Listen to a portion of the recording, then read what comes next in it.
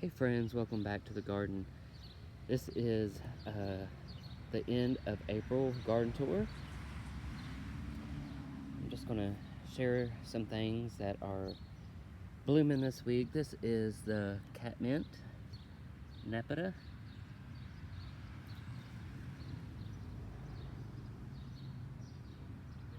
Has those beautiful blue flowers on it, as well as a little bit of a minty aroma.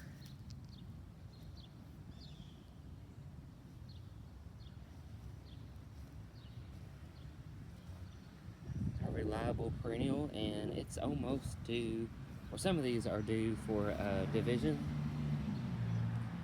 So that's what I might do is just divide some of these, because I mentioned last video that some of them died. As you can see, I had some in here and they didn't make it, so I might, instead of buying new plants, I might just divide the larger clumps that I have. Yes, everything still needs to be mulched. I'll probably do that within the next couple weeks. So the Weigelias are blooming. I love this shrub. I love the dark foliage. It's a win-win with the dark foliage and the blooms. Now, usually this is full of blooms, but we've had such a weird spring. Now this one looks a little better. So I don't know if we just got too warm, too hot, way too soon, or what happened, but I've noticed a lot of my shrubs and perennials this year. Man, people speed on this road. Anyway, squirrel. A lot of my flowers have fewer blooms on them this year. And I don't know if it's because we had such a wacky spring with the temperatures going back and forth and the heat coming so soon, but it is what it is. I've got out here and added some soil to the circle garden, and I do these videos also to kind of show you guys like where it starts and where we end up later on in the season. So right now we're looking bare, mostly dirt, but you guys might remember I grew some blue Victoria salvia, and I planted those in here around the border. This one here is a reliable clump, and I've got another clump right there. So this is an annual, but as you can see, as I mentioned before, they sometimes overwinter. I need to get some more Russian sage and fill in the other half of the circle there. I think that is all that is going on up here in the front.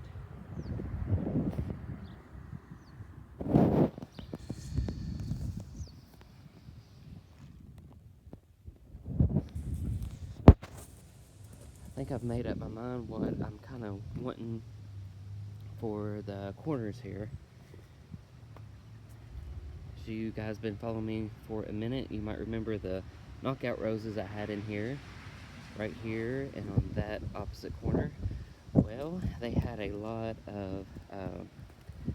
of disease going on with them this year, and a lot of dead. So they were just too far gone for me to even kind of work with. So I just went ahead and dug those up, and I think I'm going to replace it with something low maintenance, like an evergreen.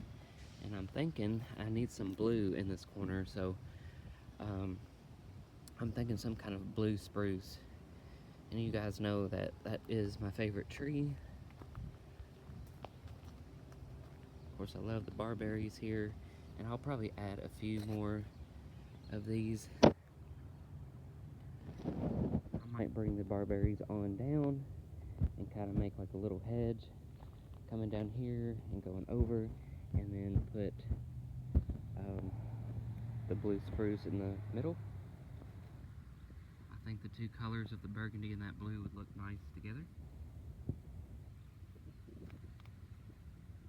This is a David Austin climbing rose. It was just starting to bud out in the last week's video.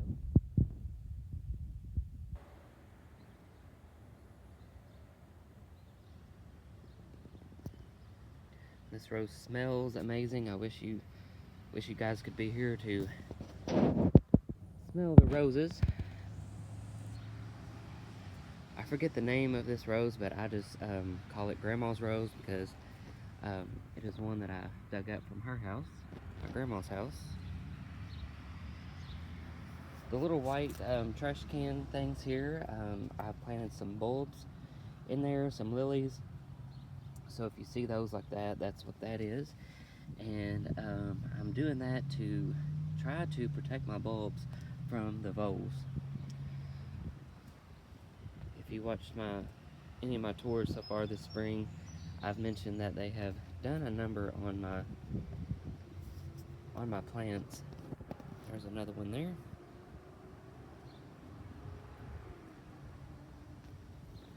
And this one, for some reason, never seems to do real good, but this is also one I got from my grandma. It never seems to do much more than that, so I don't know. Continuing along, I kind of moved this tobacco fence closer. I think it looked better along the sidewalk here. Excuse the hose. I've been out here planting seeds, slowly but surely getting to the last little bit of my seeds here, but still got quite a few to do. I've got zinnias in here, as well as on that end. Not sure what I'm going to do down this side yet, but I do want to have like a little opening here. Now this is kind of hard to see, but have an opening where you can get into this little garden room, I'm going to call it. This little space here has had many names. Those that have been with me for a while. I think at one time I was calling it the Triangle Garden, but this is just like a little garden room here. And my grandma also has more of the tobacco sticks in her garage, so I need to get down there and get those from her. And I'm probably going to have to get a nail gun or something to make these fences. I tried using a screw and it didn't get it tight enough. So anyway, that is the goal, to have this little garden room fenced in with the tobacco sticks to go along with our primitive country rustic garden theme here. Speaking of that, this is an early birthday present my mom got for me from the Rusty Rooster. And you guys know that is where I have my booth in Bardstown, Kentucky. So, really love that. I think it's starting to really come together and look like a little, I don't know, like the outside of a little antique store, which is the goal. The garage used to be like a red color, kind of like the garage over there, and what was it now, 2 or 3 summers ago, I decided to paint it black. I really like it.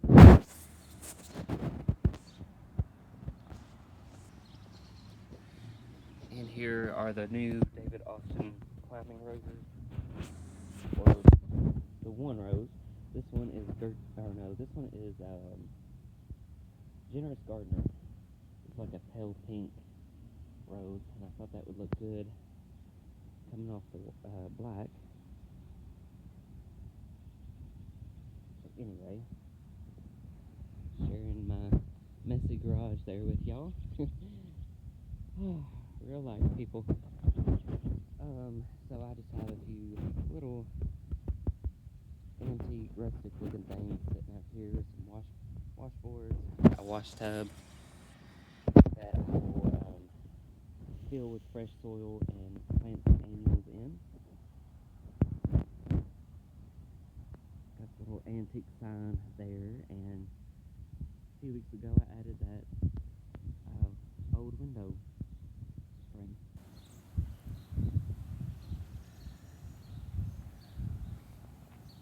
So like I said, zinnias in here, and then back here I decided to plant my bachelor buttons, which will be blue. I think that'll look nice, kind of hugging the back of the bench there.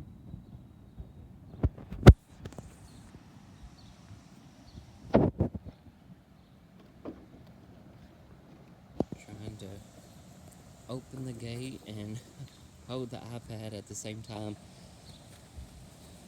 So more of the irises have opened up. I think they're probably looking at their prime right now. Irises is probably one of my favorite, definitely in my top 10 perennials. And you really can't beat that size of bloom and all the color varieties. I really want to add more to my garden.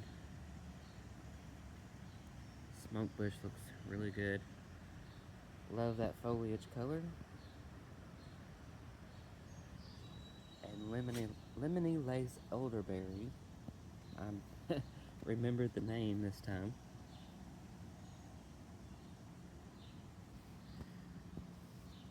This is I'm gonna go ahead and say my favorite perennial of all, the spiderwort. And this is one of those plants that usually is full of blooms when it first blooms, and it's just kind of hit and miss this year. I look back on an older, or last year's video, and it was just full of blooms. I'm not sure what kind of climbing rose this is, but this is one I dug up at my mom's old house. That was kind of taking over a shed there, and they were getting rid of it, so I went out and dug it up and brought it home. You guys might remember, y'all, I rearrange the garden sometimes like I rearrange the house. It is what it is. Why be boring, right? So, that rose used to be, you might remember, on the corner of the garage. And I thought I was going to have it growing up and over. But now I'm going to have, hopefully, the Generous Gardener growing on the garage.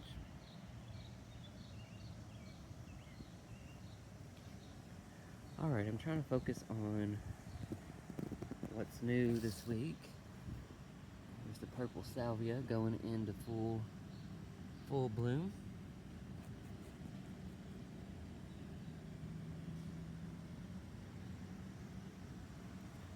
A few different varieties and shades of purple. This one's got thicker blooms on it looks like.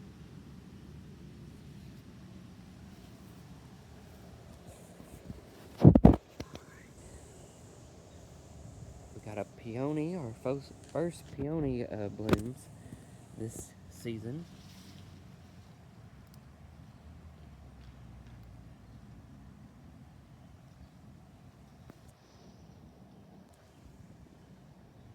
Be careful where I'm stepping. Right here I've got those green echinacea plants that I grew from seed.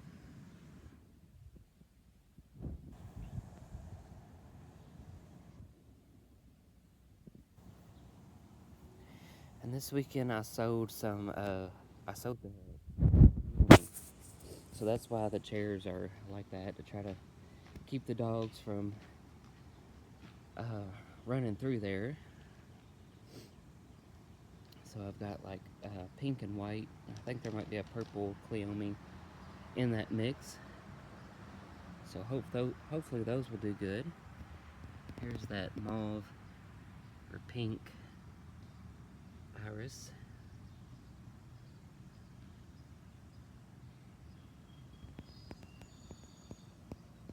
And this spiderwort has a little more blooms on it. The purple one.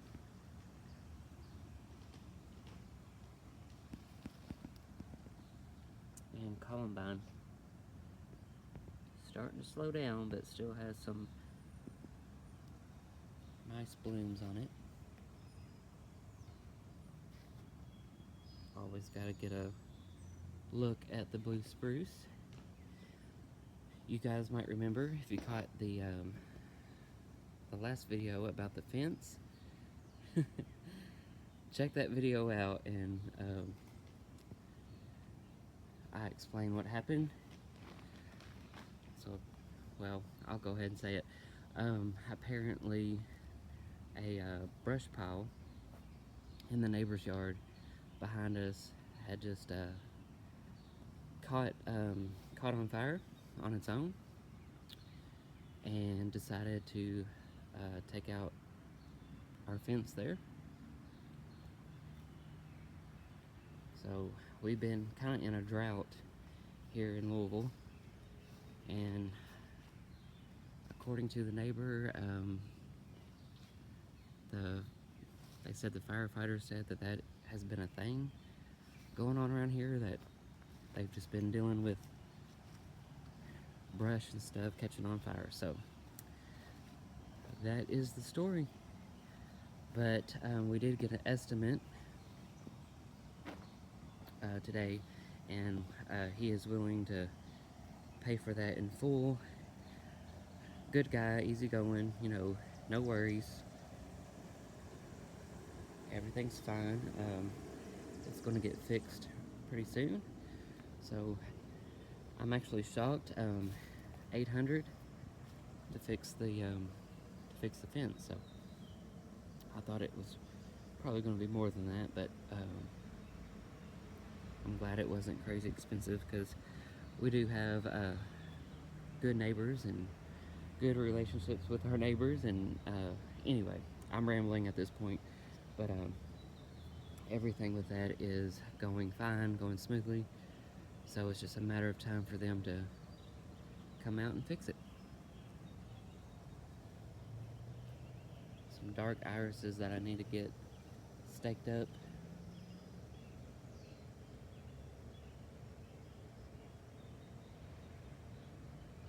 Just want to give a view.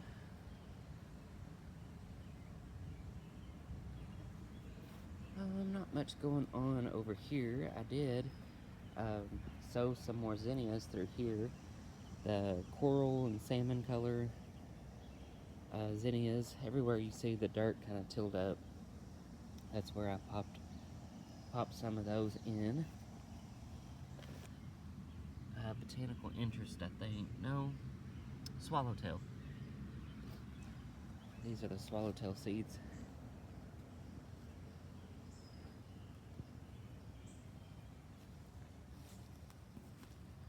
Again, my favorite perennial, spiderwort.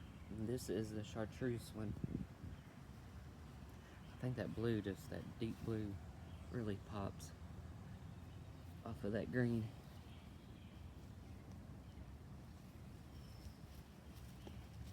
Hi, Emmy. You want to be in the video?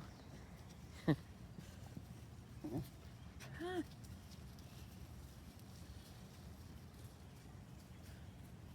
Got some white iris. Some more purple ones there. And again, I need to get in here with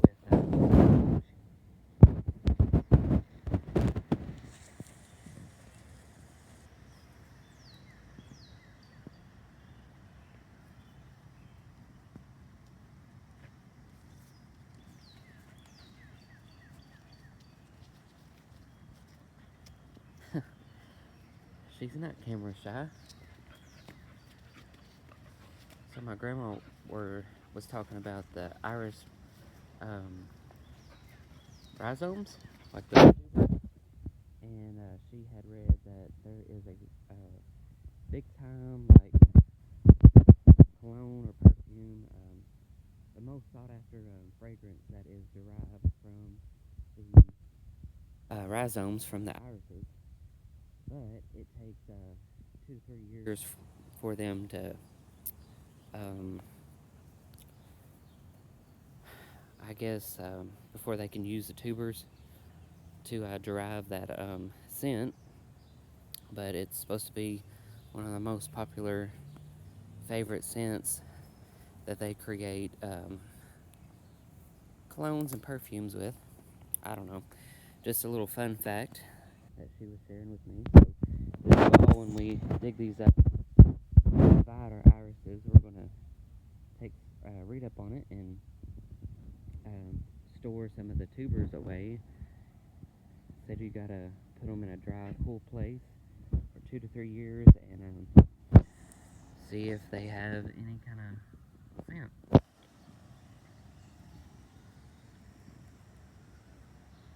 Yellow irises.